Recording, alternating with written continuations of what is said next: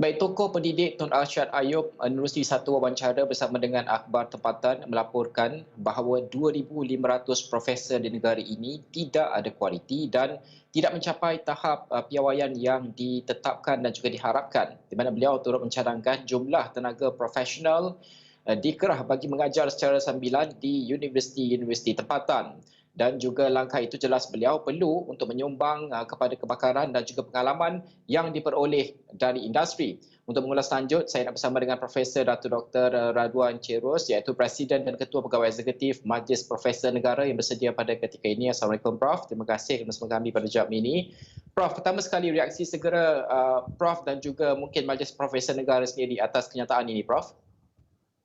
Okey, terima kasih. Assalamualaikum warahmatullahi wabarakatuh dan salam sejahtera. Terima kasih memberi sedikit ruang untuk saya respon kepada pandangan yang diberikan oleh Tun Arsyad Ayub. Ya. Saya percaya semua orang berhak untuk mempunyai pandangan. Tapi apabila pandangan itu diberi oleh seorang tokoh pendidikan negara, ianya mempunyai merit untuk kita meneliti dengan lebih mendalam lagi. Dan terutama sekali ia melibatkan sektor yang paling besar kepada negara. Dan saya percaya, walaupun bagaimanapun saya percaya Tun tidak bermaksud bahawa 2,500 profesor itu tidak berkualiti. Dan ada kemungkinan, mungkinlah beliau tidak ada data sebab Tun dengan usia sekarang mungkin telah lama meninggalkan, walaupun beliau telah menceburkan diri dalam banyak kesempatan dalam pengadilan tinggi, tapi telah lama ditinggalkan. Dan mungkin juga dipetik daripada konteks yang berlainan. Walau bagaimanapun, saya percaya ada gap antara apa yang dikatakan oleh Tun itu dengan realiti sebenar profesor kita dalam negara. Dan biar saya ambil kesempatan menerangkan, profesor negara ini ataupun profesor yang 2,500 sebenarnya bukan 2,500. Kita dah ada lebih kurang 3,200 pada satu masa. Sekarang dah kurang sikit jadi 2,900 ramai yang bersara kebelakangan ini. Dan mereka ini tidak sampai 4% saja dari keseluruhan 65,000 pensyarah ataupun tenaga akademik dalam negara dari universiti awam dan juga universiti swasta. Dan isu yang dibangkitkan ini sebenarnya ada multidimensional isu. Boleh dilihat daripada pelbagai segi. Kalau nak saitkan mengenai kualiti boleh, nak tengok di segi perkauman boleh, nak tengok peranan profesor boleh. So ini kita perincikan dengan lebih mendalam lagi.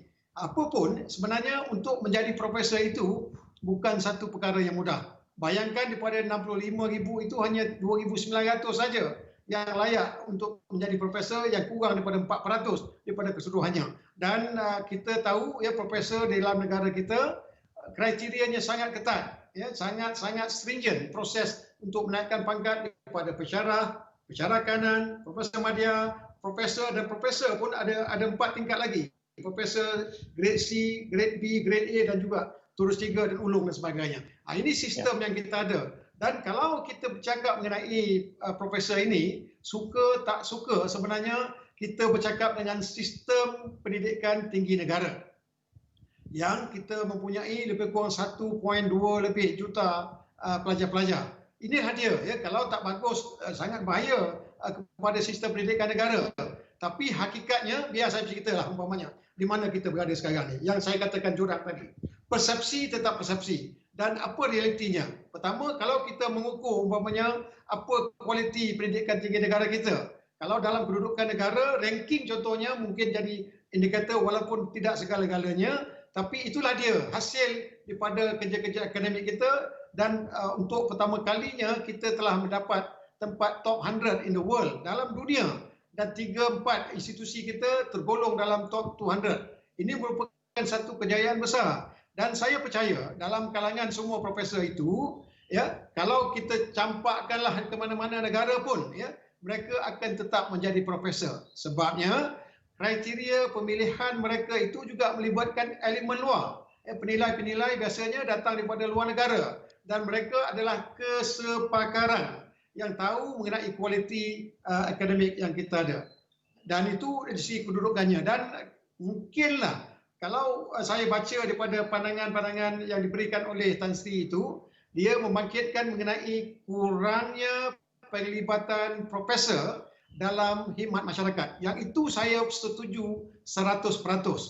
Sebab umpamanya kita lihat ya, fungsi utama ataupun peranan utama profesor ada 3. Pengajaran dan pembelajaran, termasuk penyelidikan pelajar dan sebagainya. Kemudian dia buat penerbitan, membuat penyelidikan dan penerbitan dan juga kerja-kerja yang berkaitan dengan professional services.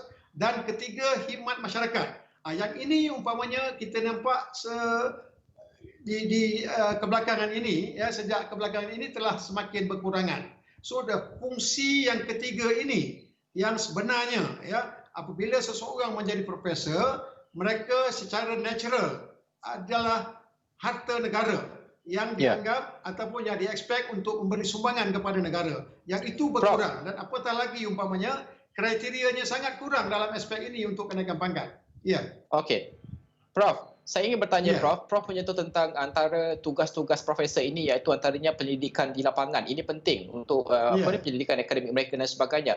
Adakah pada keadaan realiti semasa itu pendidikan yang mereka turun di lapangan ini tidak terlalu didendangkan ataupun tidak terlalu diangkat oleh pihak-pihak berwajib seperti kerajaan, yang mana idea-idea di kalangan pakar akademik dan profesor ini mungkin boleh digunakan sehingga mengangkat mereka menjadi seorang cendekiawan dalam penyelesaian masalah ekonomi maupun masalah sosial? Prof sendiri. Okey, kalau umpamanya tadi saya sebut mengenai jurang, inilah jurangnya. Yang saya rasa sebagai sebuah negara, kita terlepas peluang untuk mendapatkan khidmat kepakaran daripada orang-orang kita sendiri. Ya, kita ramai. Kalau dulu umpamanya dibangkitkan arwah Tengku Aziz seorang dua. Sekarang ni kita ada hampir 3,000 profesor ini. Bayangkan umpamanya they can do a lot of wonders. Banyak perkara yang boleh dilakukan. Dan kalau saya umpamanya aturkan metric table, semua kementerian-kementerian yang ada, agensi-agensi kerajaan yang ada, ya, dan bidang kepakaran profesor yang kita ada dalam direktori saya rasa banyak perkara-perkara yang boleh disumbangkan oleh para profesor ini secara langsung ataupun tidak langsung, terutama sekali dalam pembuatan dasar-dasar. Dan saya percaya menuju ke depan perkara ini seharusnya kita lakukan dan lakukan dengan lebih kerap lagi. Prof, apa yang akan dilakukan oleh Majlis Profesor Negara sendiri untuk meningkatkan lagi, mungkin kualiti itu sudah ada, tapi untuk mengetengahkan lagi kualiti ini supaya orang faham bahawa kita ada cendekiawan yang bukan sahaja membuat penyelidikan tapi hadir dengan solusi untuk kepentingan masyarakat juga. Okey, pertama sekali pentadbir akademik, terutama sekali Naib Chancellor dan kawan saya sebenarnya, ya, adalah sampai masanya, terutama sekali zaman-zaman mencabar ini, dan untuk membangunkan negara dengan lebih rancak lagi, kita lihat umpamanya bagaimana umpamanya akademik, terutama sekali yang profesor ini boleh memberi sumbangan yang lebih bermakna, berkesan, relevan kepada perkembangan negara itu. Dan ini boleh dilakukan kalau selama ini umpamanya kenaikan pangkat berdasarkan kepada teras yang pertama dan kedua. Teras ketiga ni bagi markah 5% saja, kadang-kadang kurang. So yang ini perlu dilihat keberkesanannya, dan selama ini kita sedikit alpa kepada ini dan kita terlepas peluang untuk mendapatkan khidmat profesor. Dan kalau kita lihat kepada sistem pendidikan akademik, kalau ini boleh kita beri penekanan yang lebih, saya sangat-sangat percaya tenaga kepakaran profesor boleh dinikmati, boleh didapatkan faedah oleh negara secara umumnya. Okey, Prof, terima kasih kerana kongsikan pandangan tersebut. Sama juga saya percaya kriteria kenaikan pangkat profesor ini mesti menepati piawaian antarabangsa lah, sebab kita tidak mahu umpamanya profesor kita dianggap sebagai tidak memenuhi standard yang diharapkan. Dan selama ini ini kita boleh bagi jaminan lah memang memenuhi standard, kecuali ada sedikit beberapa perkara yang mungkin boleh kita tambah baik dari semasa ke semasa.